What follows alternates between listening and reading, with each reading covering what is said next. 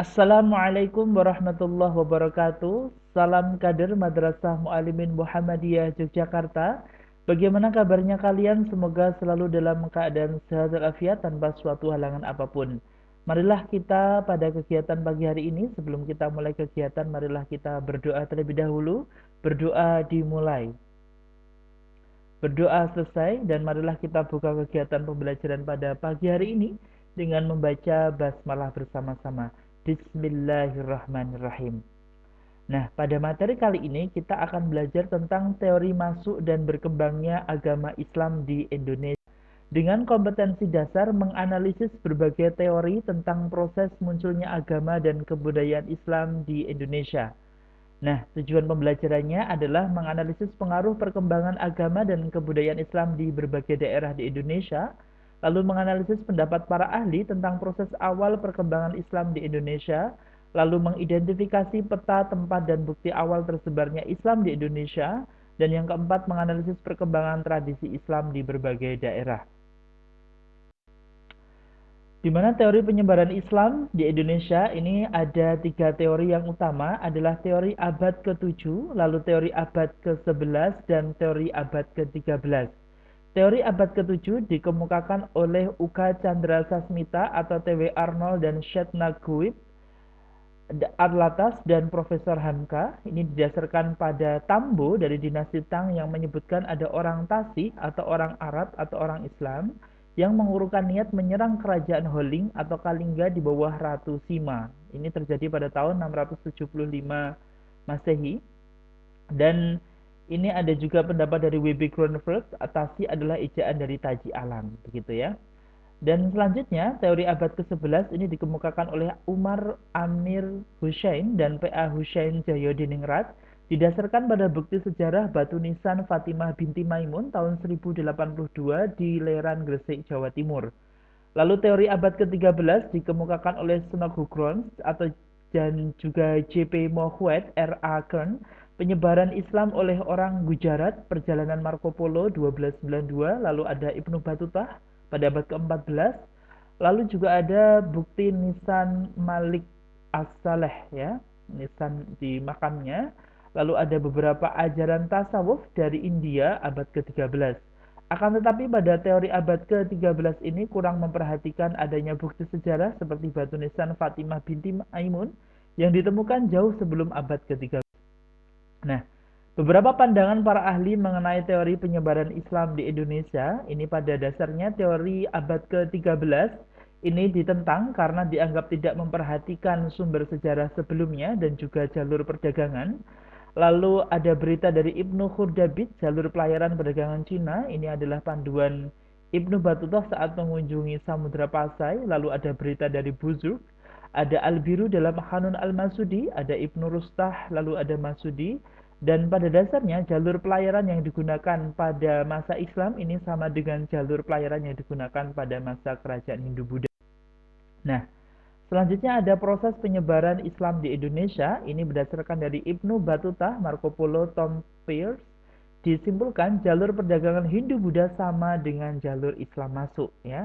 Dan menurut Puspo Negoro, ini masyarakat pedalaman ini lebih statis sehingga sulit untuk menerima budaya baru dibandingkan dengan masyarakat pesisir yang lebih dinamis. Hal ini juga didukung oleh pendapat dari Sartono Kartodirjo, di mana masyarakat pelabuhan ini sering berhubungan dengan orang asing Islam ya, dari Arab, lalu dari Persia, Gujarat, Bengali, Malaya. Awalnya mereka berdagang, tapi lambat laun mereka menetap dan tinggal di perkampungan. Nah, bangsawan Islam ada yang mengambil pedagang sebagai menantunya, menghasilkan keturunan pedagang Islam yang nantinya mengambil alih kekuasaan orang tuanya, terjadi di daerah pesisir seperti di Perlak dan Samudra Pasai. Islam dibawa pedagang dan ulama dari Persia, Arab, Gujarat dengan cepat dapat diterima oleh masyarakat Nusantara karena pada dasarnya ada beberapa hal yang membuatnya diterima dengan mudah, yaitu hanya membaca kalimat syahadat, lalu yang kedua tata cara peribadatan Islam yang sederhana, dan penyebaran sesuai dengan tradisi atau budaya di Indonesia, dan yang terakhir adalah penyebaran Islam dengan jalur kedamaian.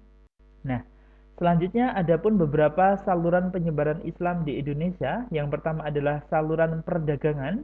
Ini menurut Tom Pearce merupakan pertemuan antara pedagang India, Gujarat, Benggala dengan pedagang Nusantara yang merupakan awal Islamisasi di Indonesia.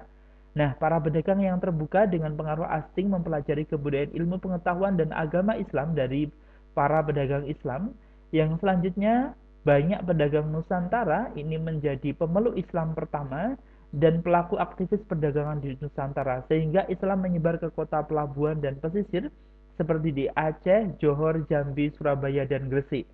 Setelah Majapahit kacau balau, daerah jajahan ingin melepaskan diri, hubungan pedagang muslim dan raja semakin erat, sehingga kalangan bangsawan, adipati, raja di daerah pesisir masuk dalam agama Islam.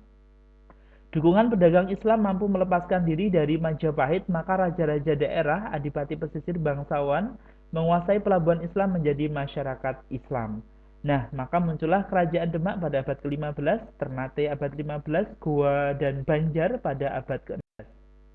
Selanjutnya yang kedua adalah saluran perkawinan. Ini menurut Slamet Mulyana, kedudukan ekonomi sosial pedagang yang menetap sudah baik.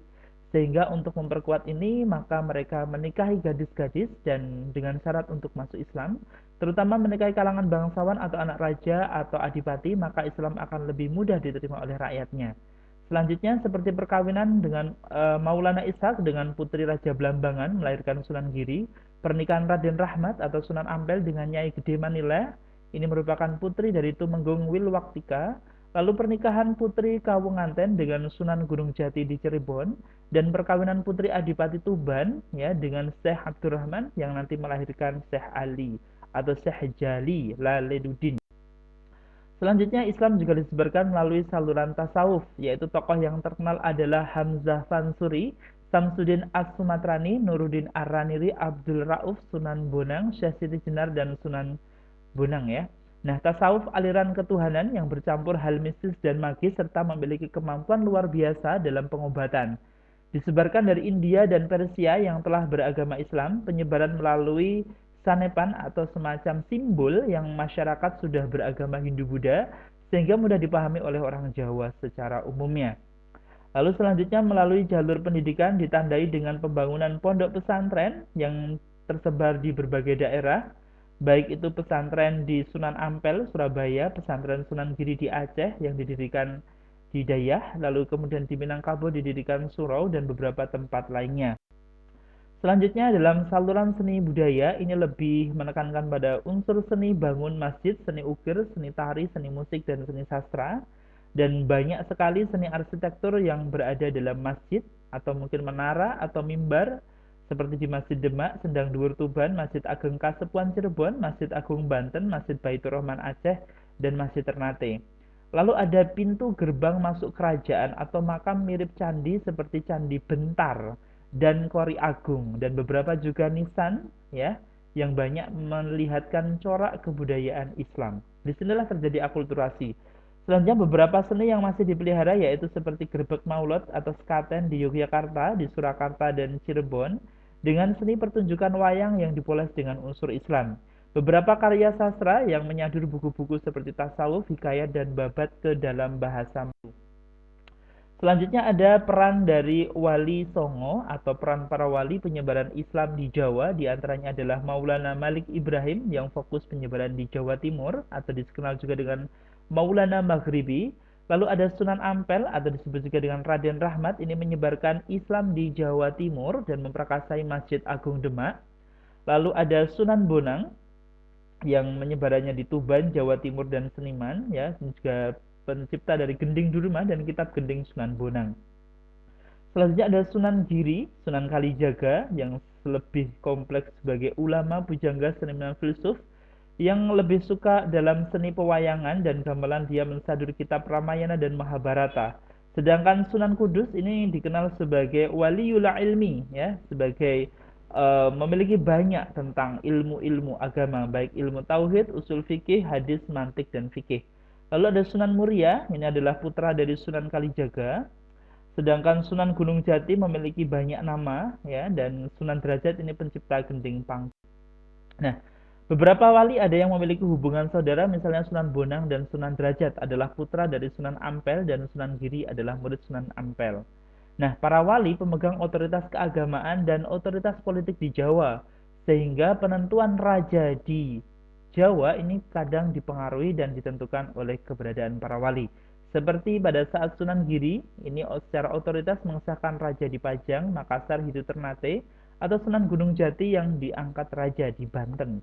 Di luar Jawa disebarkan para pemikir agama seperti Sultan Iskandar Muda, Nuruddin Araniri, Hamzah Fansuri, dan Abdul Rauf Sin. Nah, untuk kali ini nanti silahkan kalian mengerjakan ulangan harian 3 yang bisa dilihat pada aplikasi e-learning khususnya pada bagian tugas ya. Waktu mengerjakan dimulai hari ini, hari Ahad ya, 14 Februari pukul 9.20 hingga hari Senin 15 Februari deadline-nya pukul 23.58. Baik, sekian dari Ustadz ya. Tetap semangat, jaga kesehatannya, semoga jadi anak yang soleh ya. Oke, sekian dari Ustadz. Dan marilah kita tutup pembelajaran pada pagi hari ini dengan bacaan hamdalah bersama-sama. Alhamdulillahirabbil alamin. Akhir kata, usikum wa nafsi bittaqullah. Assalamualaikum warahmatullahi wabarakatuh.